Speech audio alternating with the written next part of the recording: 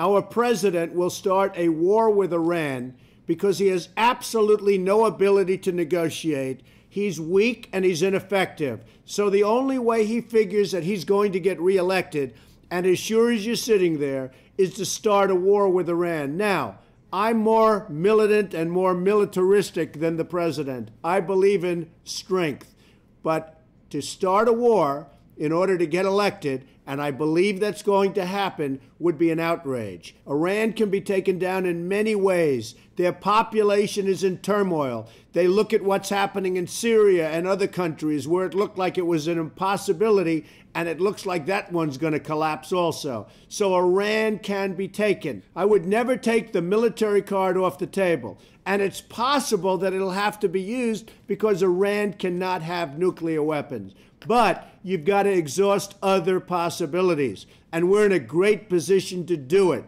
They know, or they at least must know, that they're in a little bit of heat because there's a lot of pressure to attack. This is a great time to negotiate. Unfortunately, we have a president that doesn't know the first thing about negotiation. We have a real problem in the White House. So I believe that he will attack Iran sometime prior to the election because he thinks that's the only way he can get elected. Isn't it pathetic?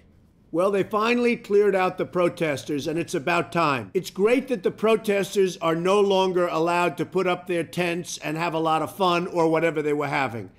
I don't mind protesting, but you know what? You have to have a point of view. You go down there, and they're basically protesting everything. They don't even know what they're protesting. Some of them are real people that have real and legitimate complaints. Others are down there for dating purposes, for having a good time, and maybe it's working. And then some are down there for bad reasons, for evil reasons. And they started getting more and more of them. So it's great that it got broken up. It'll probably come back in smaller forms, but they've got to know what they're protesting first. You have some very good people there, but you also have some real lemons. So, congratulations. It's sort of over for now. Let's see what happens in the future. But tents and living like that, it should not be allowed.